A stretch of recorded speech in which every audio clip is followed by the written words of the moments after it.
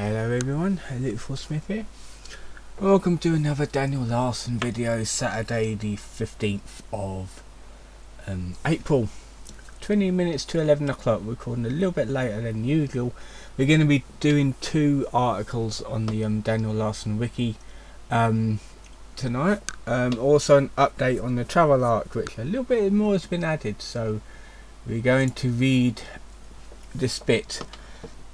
Now, to be fair, I think I actually, I read all the New York stuff, a little bit more has been added.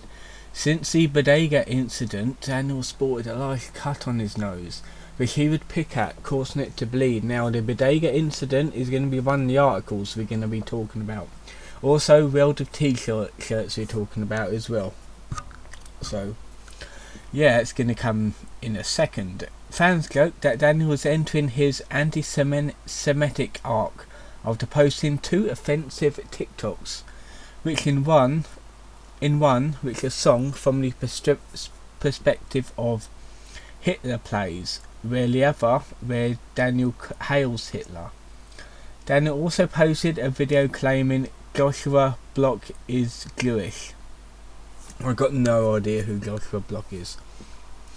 On April 11th, Daniel posts multiple videos on TikTok. Fans are able to determine where he was at the American Dream Mall from the background of one of Daniel's videos.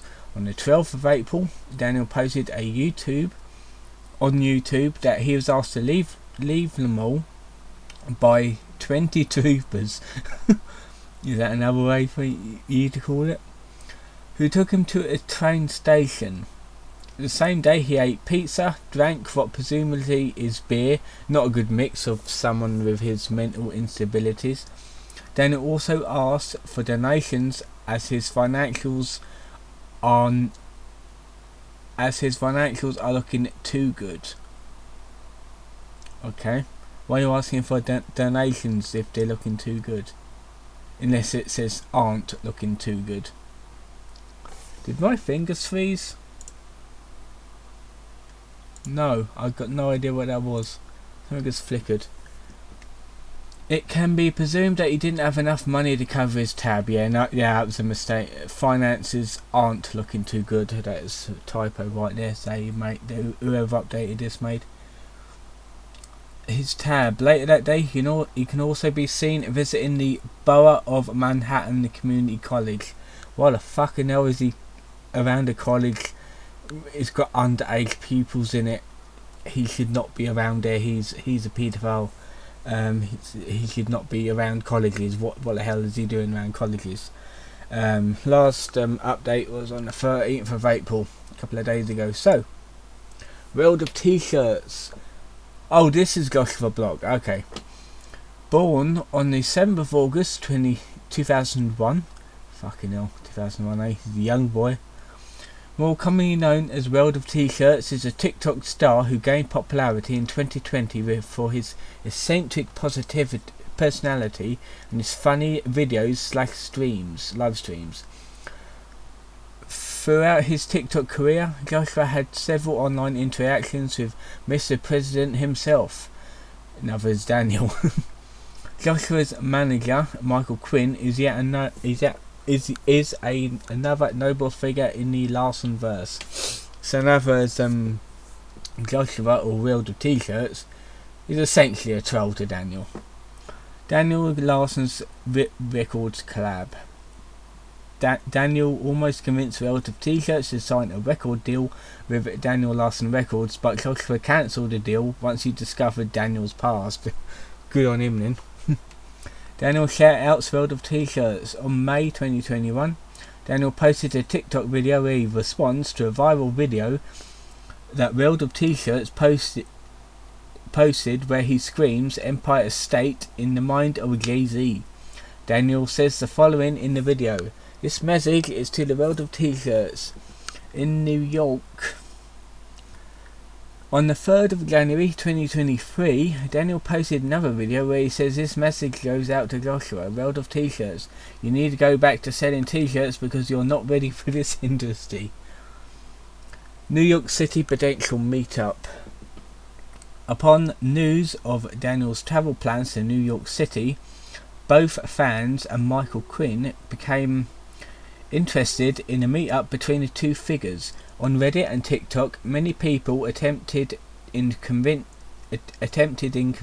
Daniel to find Joshua and engage in a physical altercation with him.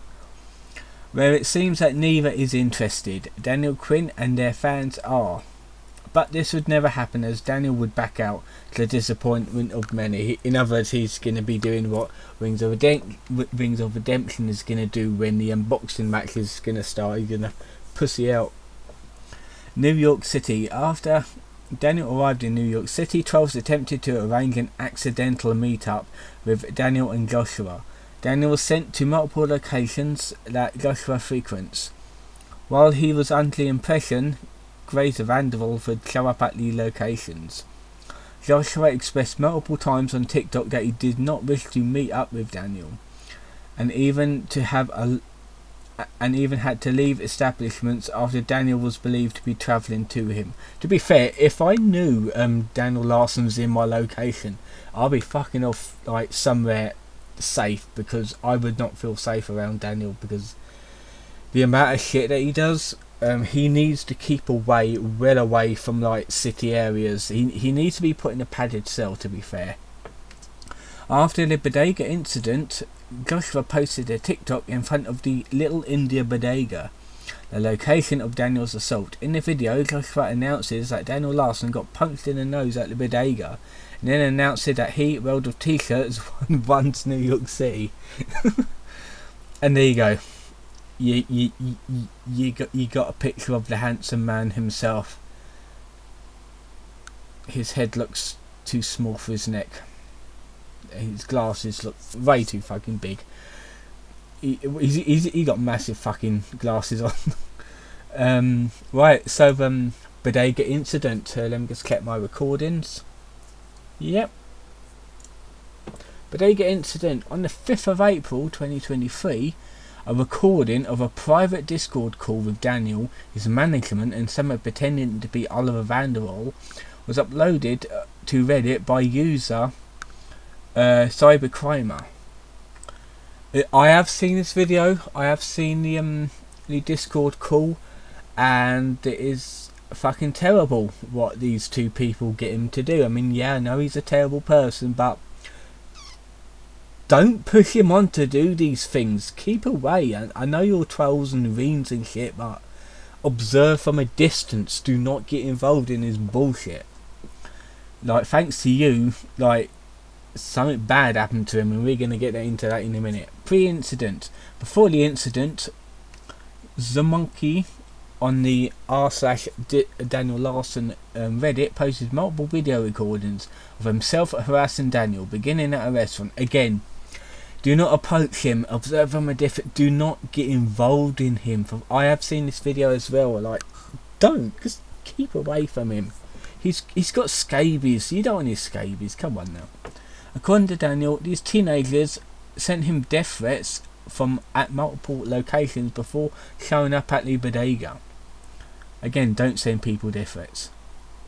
The fans repeatedly asked Daniel a couple of questions, as if he smoked crack and knew who they were. They additionally lied to him, saying that they were his friends, causing him to become even more agitated. Daniel can be seen throughout the video talking about an unspecified security force. He doesn't have security. People just said that they're going to be security, but they basically lied. Daniel can be seen talking about harassment to an employee he punched in the video, making the previous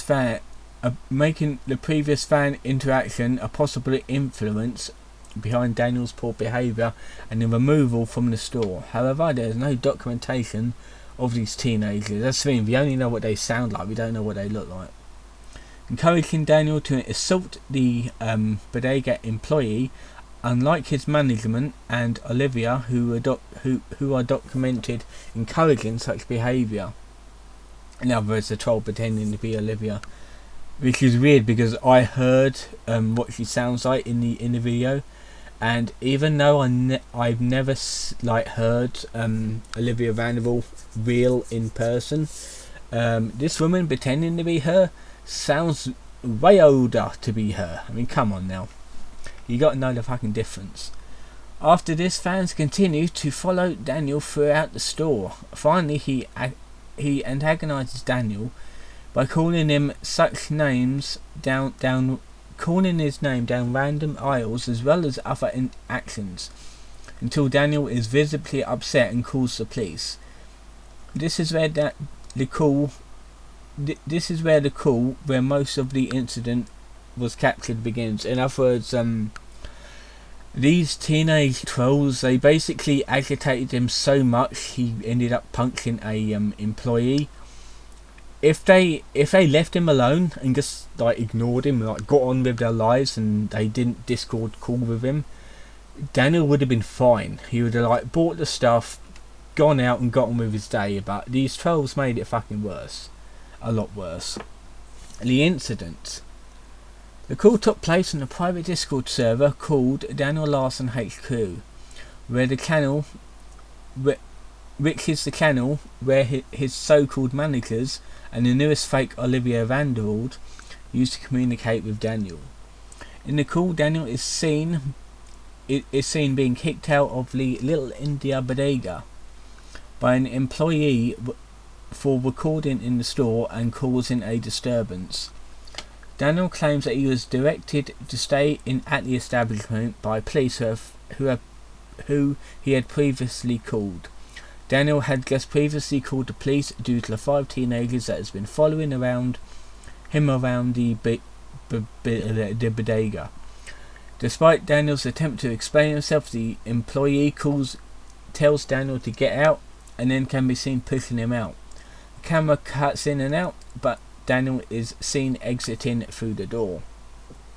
The fake Olivia Vanderbilt encourages Daniel to defend himself, which is what made it a lot worse.